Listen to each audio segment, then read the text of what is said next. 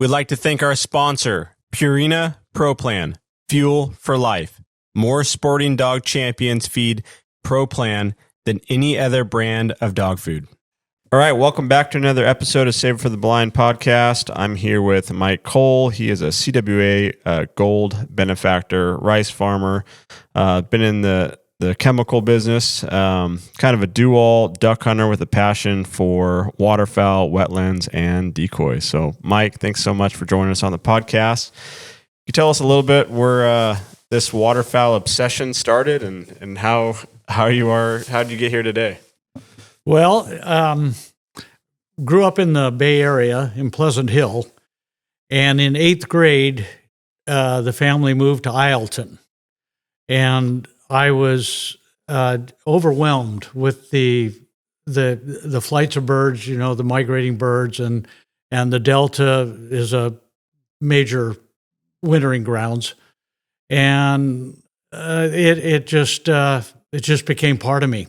And nobody in my family hunted, so they gave me a 20 gauge single shot for my birthday, and I was, crawling down ditches and trying. Hadn't come to grips with the fact that you could get the ducks to come to you. So consequently, I just and I didn't have any direction. Okay, so I was just on my own, and and then in high school, I started working on a ranch in Tyler Island for the Californians that from the area would know. And I worked, me and a very close friend named Bill Laudermilk, who ended up a regional manager for Fish and Game. But we started out in high school moving hand lines in alfalfa, working for John Llewellyn. And he let us hunt.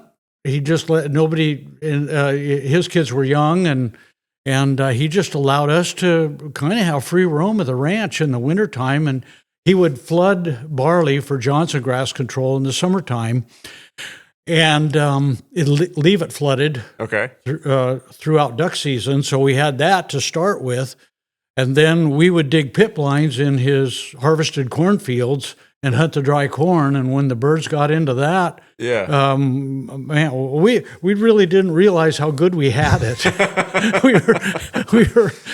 but it was grand. And so we grew up with that, and Bill's family hunted. And so, he was really helped me. Okay. And then in high school, also simultaneously with all that, I joined this bowling team, and there were 2 girls on the bowling team in Rio Vista, and they were Nancy and Vicki Bennett, and they were Stan Bennett's 2 of Stan Bennett's 3 daughters, and all I could talk about was duck hunting, and they kept saying, "You got to come and meet our dad.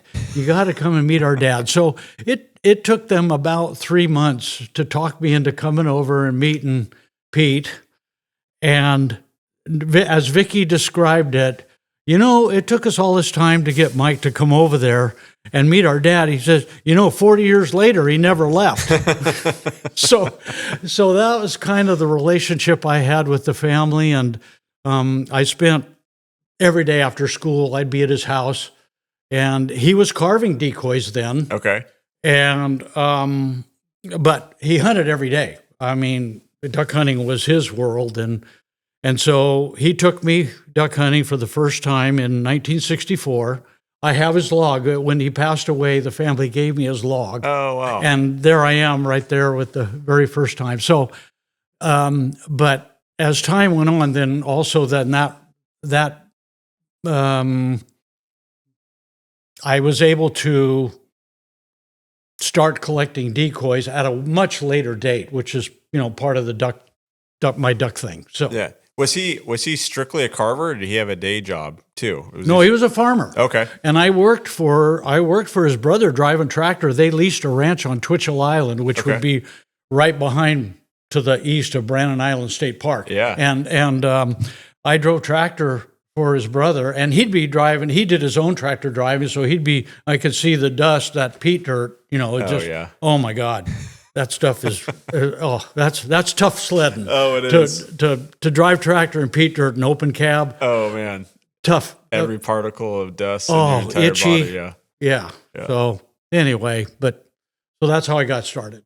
So you were going to there every day after school to learn how to carve decoys, or was it just hanging out and just to hang out? Hang out and see what he'd shot that morning, and talk about ducks. Okay. I'm soaking it all up, and then, like I say, he took me hunting, and it was the start of what it ended up. Ducks have been truly. I have made life decisions predicated on ducks. Right. Yeah. And probably the best example of that is out of college. I studied.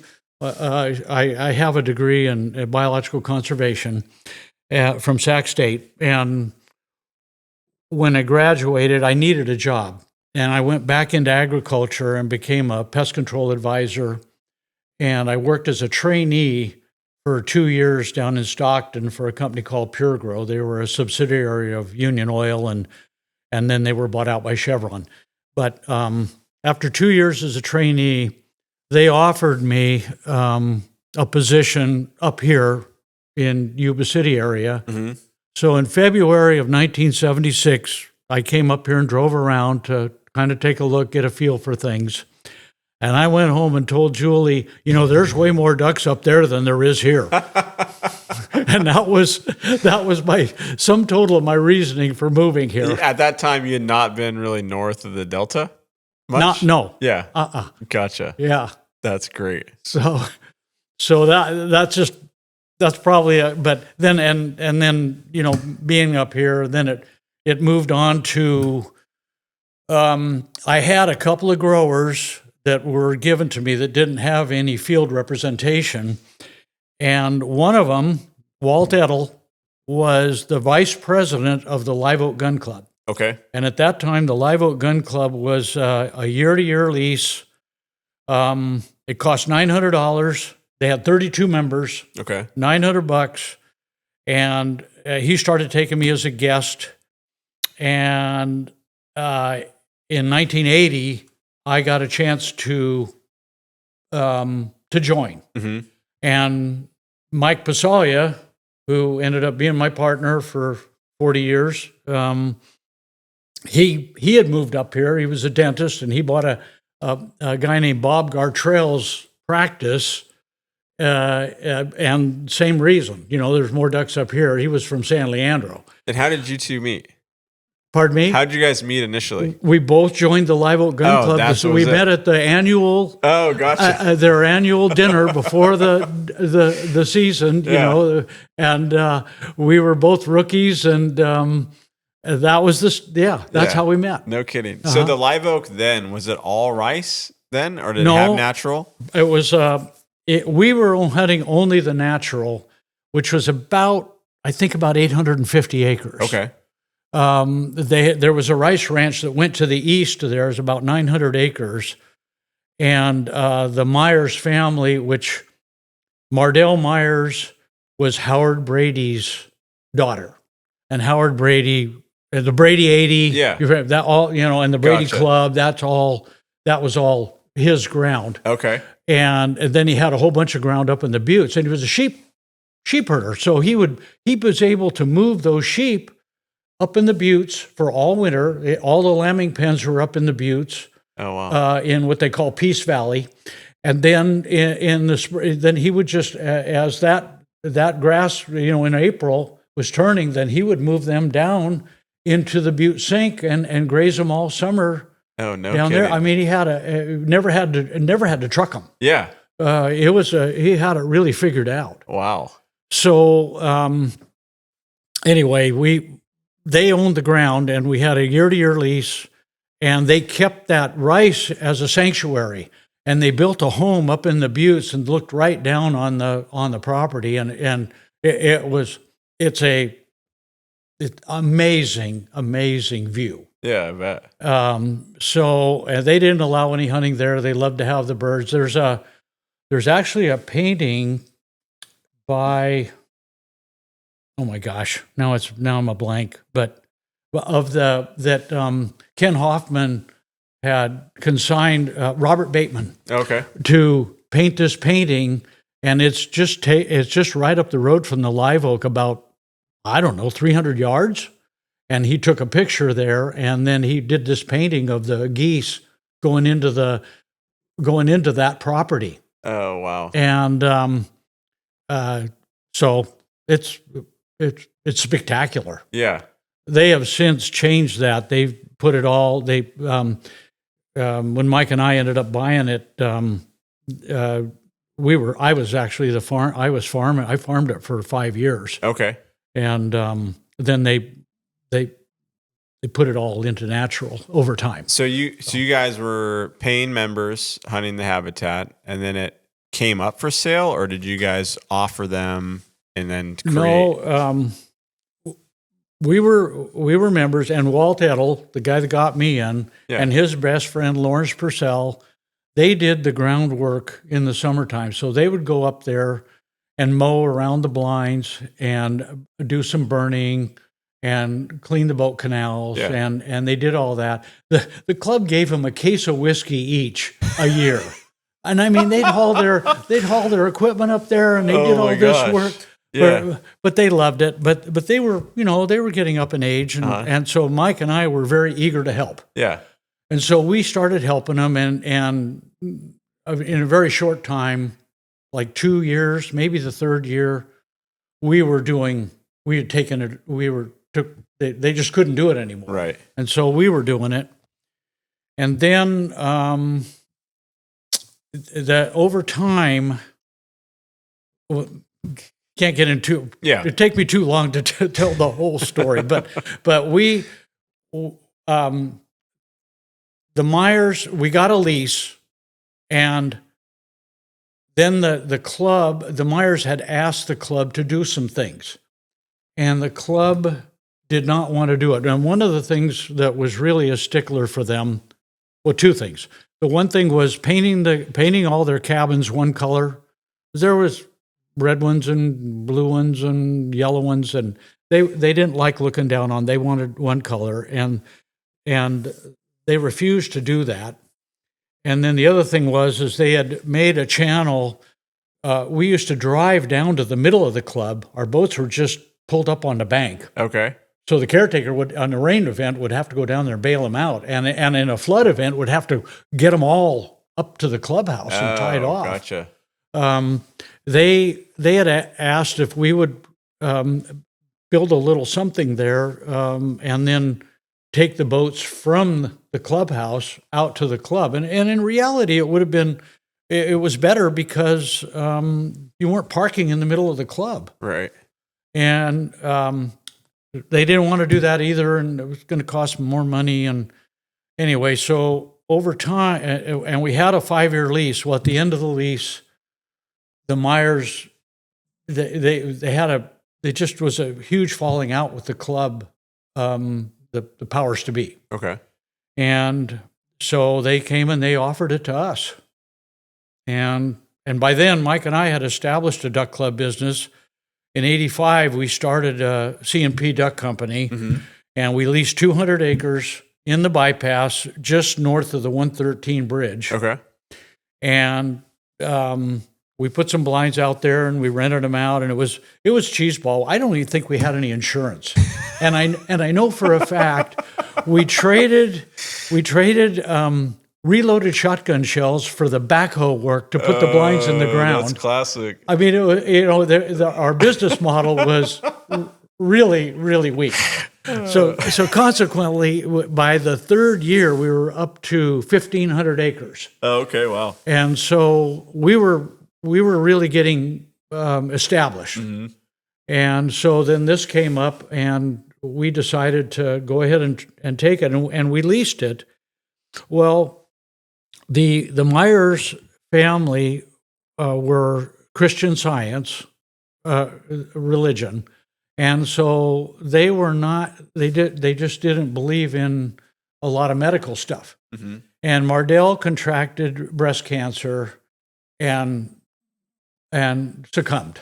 Mm-hmm. Consequently, when that happened, the father and the son and daughter they didn't want to live up in the Buttes. They would prefer to live in town and whatnot. And so they ended up selling everything. And so let me see, little timeline.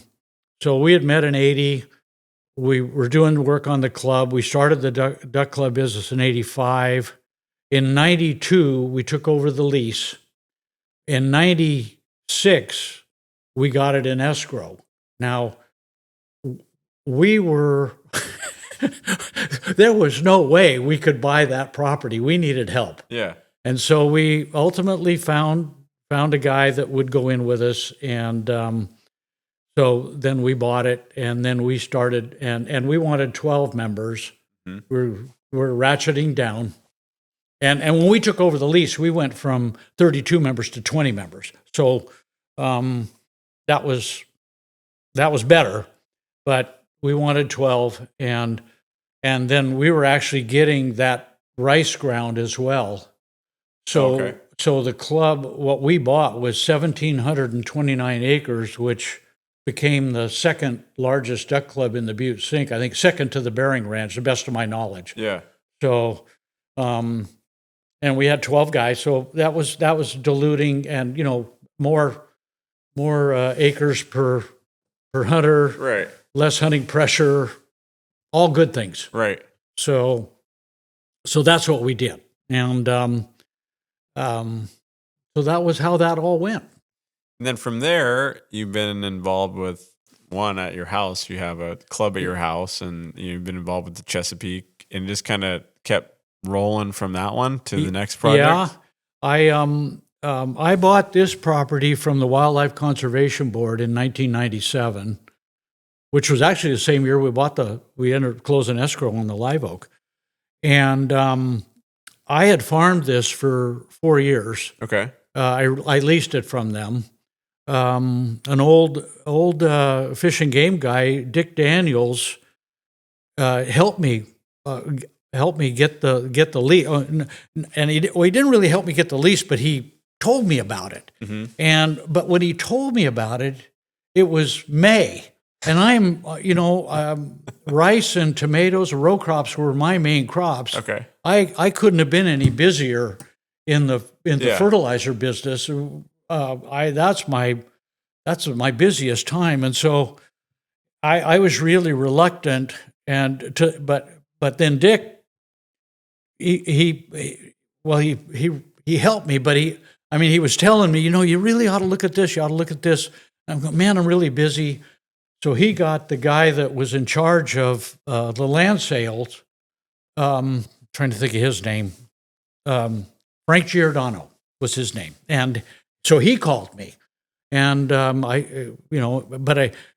nobody was going to lease it. They had a 7-day prior to any pesticide applications that they had the option to oversee that and look at it. And when he sent me the lease, I called him up. I said, "You're never going to lease this. You can't farm like that. Yeah, you got to be doing things yesterday. Everything is yesterday. Right. You got to be on top of things. And if there's an issue, it's got to be dealt with immediately." So we worked the lease around a little bit, and he agreed to everything I said. So I leased it, and I farmed it for 4 years, and they in the meantime they had done the things that they wanted to do, and they put an easement on it, mm-hmm. waterfowl friendly. I had to farm waterfowl friendly crops.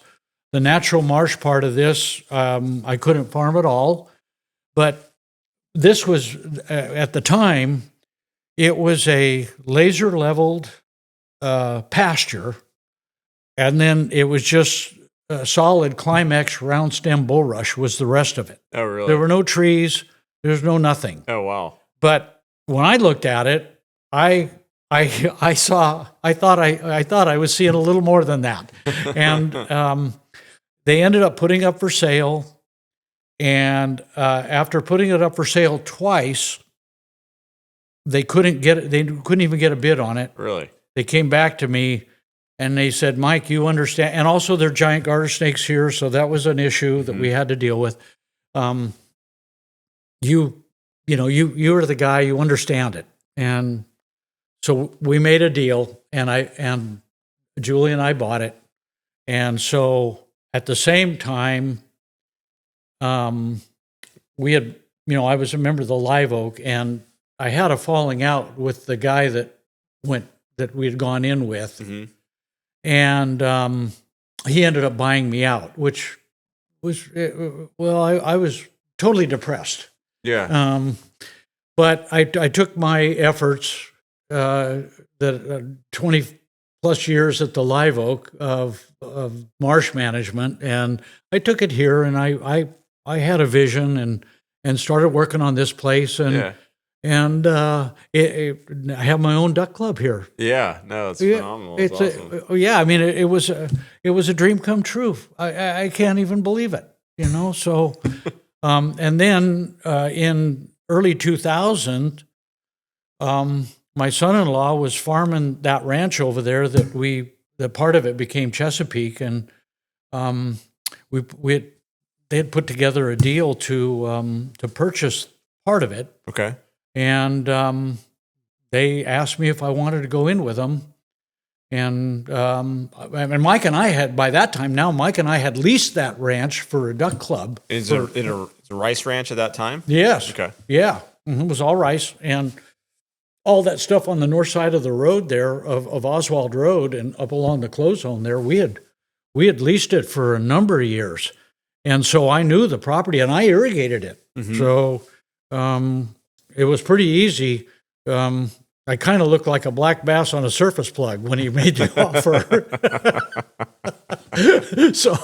So that's how I ended up there. And then we decided to put that north part into a permanent easement and make a duck club out of it. And then, of course, Lance, my son-in-law, it's Lance Mattioli. Mattioli brothers have tons of equipment, including they have their own laser leveling. Okay. They level land. That's part of one of their businesses. So we had all the equipment, and we that's what we did. We have a hunt program deadline ending soon. So November 15th marks the deadline for all of our December hunts. So this is typically one of our best months of waterfowl season. We have all of our properties open. We also have some first come, first serve rice blinds opening very soon, so check out calwaterfowl.org and apply today. We also have some events. We have the Alamo Danville Dinner coming up on November 13th. We have the Newport Beach Banquet on November 13th, the Woodland Banquet on November 14th, and the Sacramento CWA Recruitment Social on November 18th. So check out calwaterfowl.org today. That's awesome. For folks that aren't familiar, so the Live Oak is in the Butte Sink. The Chesapeake is just northwest of the Sutter Refuge and Mike's house. It's just a little southeast of Sutter Refuge here. So kind of get your bearings on the areas. So when was the Chesapeake, when did it first become a gun club of how it is now with the wetlands and all that? When was that developed? Yeah, we started renting. We were flooding it and renting blinds out. We put it in easement in 2007. Okay, and then we separated. Tule Basin Farms. It was the name and still is the name of the farming part of the ranch. Okay, and then the Chesapeake. We carved out 480 acres, give or take. And that became and my wife was training, we raised Chesapeakes. Yeah, I was going to ask you, where did that start? Most people are lab people. I know you and your wife's a renowned Chesapeake trainer. How did that start? Where did that come from? Well, in Isleton, everybody it goes back to my grammar school and high school days. Everybody in Isleton had a lab and or a short hair. Okay. we had grand pheasant hunting down there back in the day, and then so you had the lab for waterfowl hunting, and everybody that and there's so much hunting down there. I mean, it was just a part of the culture, right? And I can still remember go and sit in the barbershop. Everybody sit in the barbershop, which was 2 doors down from my dad's store, and talk about hunting and fishing. That's what we did. And he had all those magazines, all the Field and Stream and Outdoor Life and all that stuff. And I read an article about a guy that had a Chesapeake Bay Retriever sitting in that barbershop. No kidding. And I thought, I want to get a Chesapeake. Yeah. And so my mother bought me a Chesapeake. A guy from Nimbus Fish Hatchery had a litter of puppies, and we went up there, and I think I was 1 year out of high school. Okay. And bought me a Chesapeake. And so now I went through college. And when I met Julie, I was a senior at Sac State. And, her dad was a game warden. She grew up in a very, hunting and fishing family. And, so that's and then right after we got married, my mother read about some folks that were regional directors for the American Chesapeake Club in Mill Valley, and so she sent me the article, and we called those people up and went down and visited them, and ended up joining the club, and so we started going to little hunt tests and field days and stuff, and that's how it started. And Julie now is, from a field trial standpoint, she has judged all 3 national competitions. Yeah, wow. The National Open, the National Amateur, and the Derby Nationals. She's been on the national board of the international board of the American Chesapeake Club. Been a regional director for 40 years or more. She's been on the national field trial board.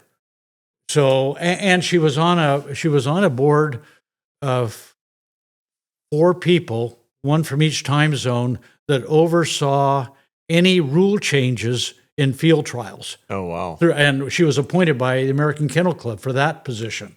Impressive. Yeah. She's really, and she's done very well with it. Yeah. Yeah. Yeah. But did she have that passion for retrievers prior to meeting you? Was there no, not really. and Thor, my old Chesapeake, he wasn't really, he was an old school Chesapeake. He was my dog. And like Julie says, he was a jerk, and I don't even think he ever really liked me. And she didn't actually call him a jerk. She called him something else. But for this, we will. Yeah, totally get it. That's funny. That is great. So we kind of talked about it earlier, but your love for decoys, going after school, watching them carve. We're sitting in I would call it a huge man cave, but we're sitting in your office, and there are decoys all over the place. It is kind of a little waterfowl's piece of heaven, but you're a decoy collector, and you've traveled throughout the United States collecting decoys. Where did that start? And, I would say you have a phenomenal collection, and what I think is really cool is, every single detail about like every decoy that you have, and the carver and how it was carved and all that. And I think that's phenomenal. So tell us a little bit about that. Yeah. Okay. So I always, I got married, finished college, started, my own career, moved up here after a couple of years. So I was removed from Rio Vista, but I always kept in contact with Pete Bennett. His real name is Stan Bennett, and you'll see him. There's articles about him, and he signed all of his decoys, Stan Bennett, but his dad called him Pete since he was like 2 years old, and his name is Stanley Walter. I always knew him as Pete for decades before I realized that his name was not Pete. But anyway, so Pete, I spent so much time with him. We kept in contact, and he would do a lot of the carving, and his wife Lil would do some of the painting, and she was, she's probably a better painter than Pete, and Pete would tell you so. Yeah. Well, she got cancer and passed away in the early 80s. And so Pete partnered up with his oldest daughter, Linda, and she was really a good painter. And so he would carve and they would go to shows. Well, Linda would trade people Pete's decoys for other decoys. Okay. And over time, she amassed this huge collection of decoys, which were all in her basement. Then in the late 90s, she passed away. As a matter of fact, it's so sad. I mean, Lil and all three daughters passed away from cancer. Oh my goodness. Just horrible.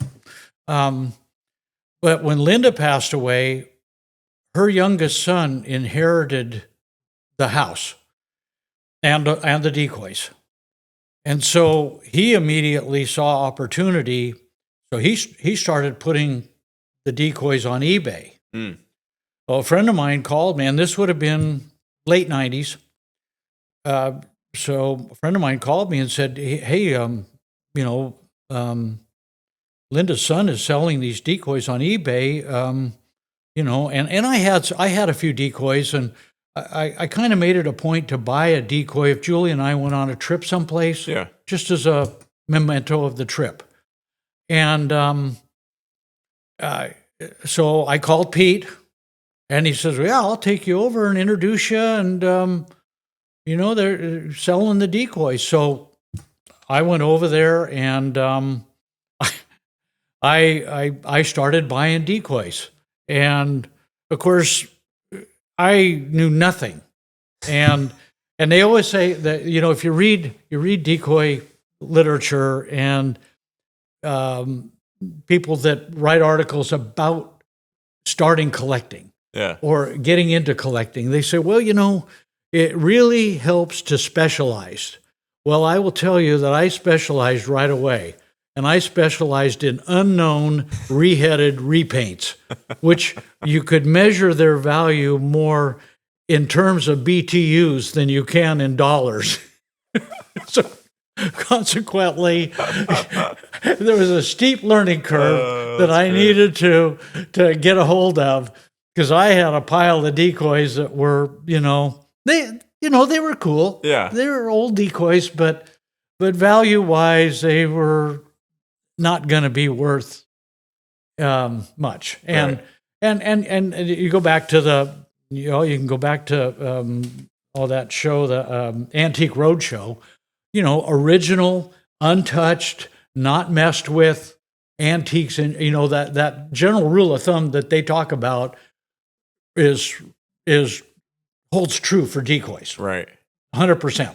So that was kind of the start of learning how to do it. But I went down there, I don't know how many, and then I started taking my son-in-law down there, and then I was taking Mike Basalia. We were buying up decoys. But I mean, this basement was full. Oh my gosh. It was full from floor to ceiling, the shelving and the stuff that she had amassed. Yeah. And there were and I still have some decoys that I got out of the basement. Oh, okay. Yeah. No kidding. Yeah. That's awesome.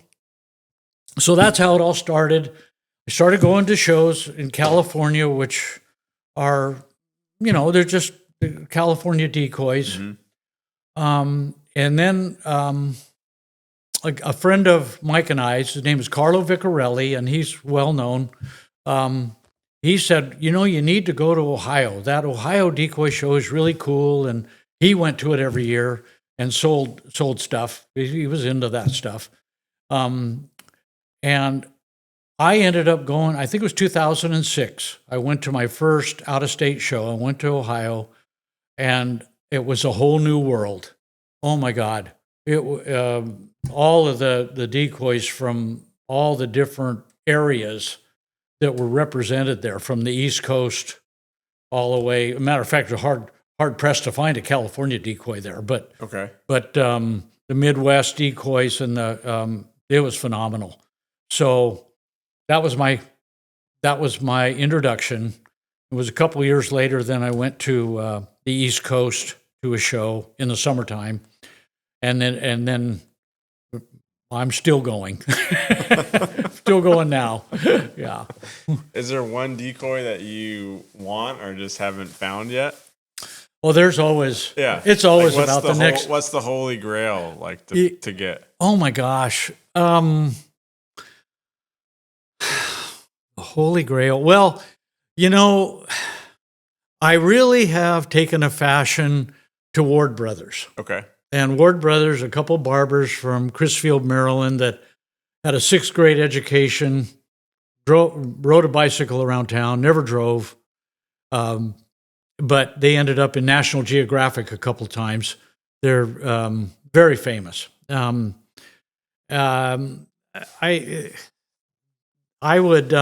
There's an auction coming up right now. I guess the next auction always has decoys in it, and there's a decoy that I would that really is super. I love widgeon. Okay. Anyway, and this is a humpback widgeon, and it's the first one to come up in auction in over 20 years. Oh, wow. However, the estimate on it, these decoys go for 6 digits. That's crazy. We're talking $100,000. Yeah. So consequently, I will be a bystander. Yeah, gosh, that's a lot. Yeah. Yes. That's a lot. Yeah. So, but it's, but I wish everybody luck in bidding on it. And I wish it would end up here in my living room or in my office here, but that just too much. Yeah. And Mike, you've kind of lived I would say a waterfowler's dream kind of career in developing duck clubs and kind of living the waterfowler's life. What would you say to those folks that have the dreams and aspirations of creating a duck club and what that takes? One, just the sweat equity and financially to keep a duck club running. I don't think people understand of how financially it could be a burden to some folks to keep the habitat right? It's not just to turn the water on and turn it off at the end of the year. There's a lot of work in between. Yeah. Well, when Julie and I moved up here, we were paying $10 a month on a freezer that we'd bought. And the reason we bought the freezer is because we could pick up crawdads and freeze them. We could raise a lamb and we butcher it ourselves or a pig. It was paying back a student loan. It was tough. Yeah. I kept my career for 34 years as a field man, and I always thought that's my primary job, and I have to put that first. Mm-hmm. So my customers were absolutely paramount. And a sale doesn't matter how big the sale is, it's gone. It's about maintaining the business and the relationship you have with your customers. Mm-hmm. And so that was number one. Then we started the duck club business, and that went from 200 acres to over 2,500 over time, most of it leased. So we started in 85. In 88, we got a chance. Rice had gone, it had tanked. There was no money in rice. And there was a couple of investors that had bought a rice field next to the Sutter Refuge, and they were walking away from it. Hmm.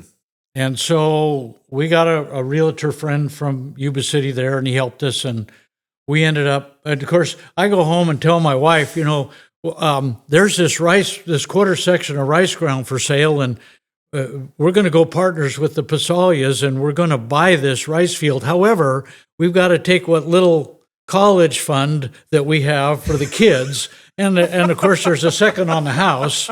And Julie was, oh my God, you're out of your mind. This is like, why are we even talking about this? Yeah. Hard no. Right. Hard no. I mean, much talking, and we did it. So that was the start of the farming, and I started doing the farming. And then 5 years later, we had another chance at the field next to it. Okay. And by then the price had over doubled. But we had the some money from the rice, and how it worked for us was, we were able to get a second payment because we had the duck club. Mm. Not many people were doing the duck club business back then. As a matter of fact, when we started the duck club business outside of the bypass, it was in Sutter Extension Water District, and I went to every board meeting for almost a year to convince those guys to give us winter water.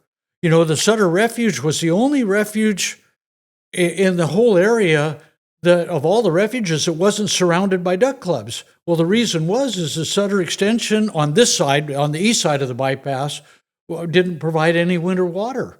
Why was that? They just they burn it and that's it. They burn. Everybody's burning. As a matter of fact, it was part of our lease that we had to burn the fields before we could flood them. Gotcha. That was part of the deal we made with the landowners. So that was, it was a struggle. But so we had that one field, and then we got the next field, and then we started a guided hog hunting business in the Buttes, and we did that for 14 years. And so we were doing all this extra stuff. Yeah. And that was, and then I was irrigating the duck clubs. That's how I learned to irrigate. But irrigating a duck club and irrigating the rice field is a whole lot different, because you're dealing with, an inch of water makes a big difference. Yeah. Whereas in a duck club, it doesn't. Right. So I started irrigating the rice, and then over time, I started doing some custom irrigating for my growers. Okay. So I was making some extra money. So all these things were extra money. Yeah. And then when I bought this place, and I'd gotten out of the live oak, I had the time to put into this. To explain, I guess I have to say, if I could make this work, anybody can. Because I started from scratch. Yeah. But I encourage anybody with the passion, but I would also tell you that I was putting rice boxes in by the headlights of my pickup. Yeah. I was waiting for it to get light enough to see so I could start irrigating before I was doing my fertilizer and chemical stuff, because that had to be primary. I worked 7 days a week for years. But I could never, and we had a lot of setbacks. I could never say no, and I could never give up. Yeah. And so I'd say, if you follow your passion and you never give up and you're willing to work hard, it can happen. Absolutely. No, proof is in the pudding here. Like I said, you have a beautiful property here, and your office is amazing. And Mike, you're a gold benefactor, California Waterfowl. So that's anyone that's donated $100,000 to $250,000. Why is giving back to the waterfowl community important to you? For the future. Yeah. Totally. And where you guys have come, I remember, Ray Lewis was a member of the Greenhead, which is right next door to the Live Oak. Mm-hmm. And Mike and I were knocking around out there, and Ray would come along, and he's the godfather of CWA, and Mike and I were Mike was in the Bay Area before I knew him, was on a DU committee. Okay. And so he was involved, and then when he moved up here, he got on the DU committee. I'm trying to think of some of the guys that were on that committee, and I'll think of it in a minute. But so he came to me, hey, you ought to get on the DU committee. So I did, and we were doing that, and then we wanted to do a CWA dinner as well. Same group. Yeah. And we came up with this hat logo with a CWA pintail shaking hands with a. That was that dinner? Yeah. That's hilarious. I've seen the hat. Yeah. So we did that, and gosh, Dan Silva designed it. So anyway, so that was. So then we started doing the CWA dinners too. Okay. And then I became a life member back then, and Mike and I both did, and I just feel so strongly about and it's also DU and also Delta Waterfowl. I we do stuff for them too. So